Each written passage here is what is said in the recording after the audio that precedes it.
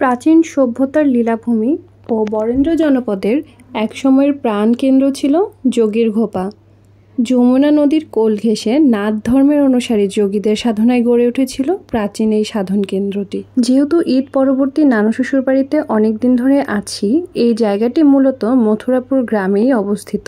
তাই এই প্রাচীন নিদর্শনটি দেখতে উপস্থিত খালাখালু ভাই বোনেরা সকলে মিলে চটজলদি রওনা হয়ে গেলাম। প্রত্নস্থলটির প্রতিষ্ঠাকাল সম্পর্কে সুস্পষ্ট কোনো তথ্য পাওয়া না গেলেও ধারণা করা যায় এটি আনুমানিক খ্রিস্টীয় 9ম শতকে নির্মিত।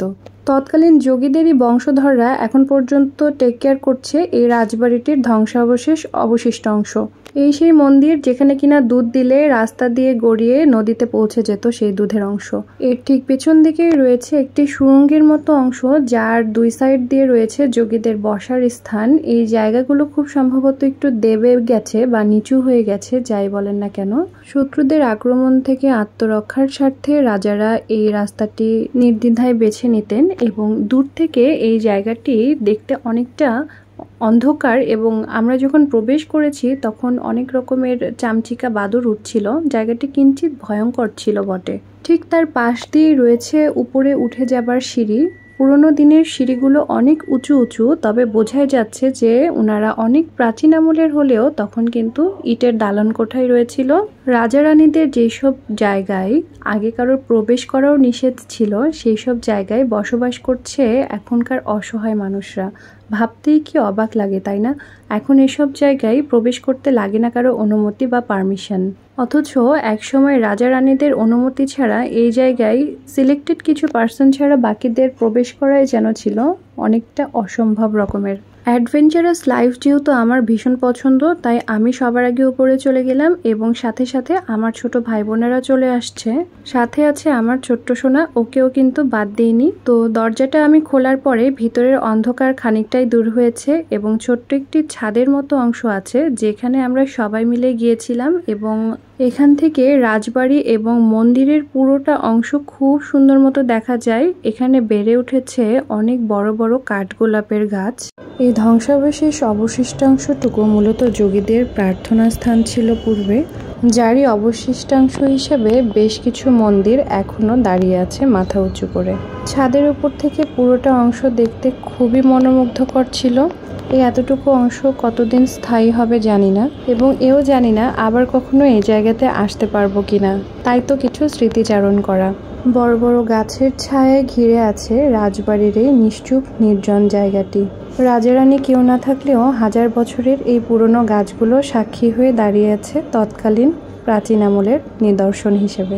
জানি না কত হাজার বছর বয়স হয়েছে এই বৃদ্ধ গাছগুলোর, তবে এখনো কিন্তু পেছনের দরজা দিয়ে বের হয়ে মন্দিরগুলোতে যাওয়া যায়। এই সেই পেছনের দরজা। লোককথায় শুনেছি বিল দিয়ে বেয়ে আসা বড় বড় সাপ এসব মন্দিরে নিয়মিত আসতো। মন্দিরের বাহিরটা জীর্ণ শীর্ণ শ্যাওলায় পরিপূর্ণ হলেও ভেতরটা কিন্তু এখনো হিন্দু ধর্মাবলীদের পূজা অর্চনার জায়গা হিসেবেই রয়েছে। মন্দিরগুলো কিন্তু পাথর দ্বারা নির্মিত, সাধারণ কোনো ইট বালি বা সিমেন্ট রড দিয়ে তৈরি নয়।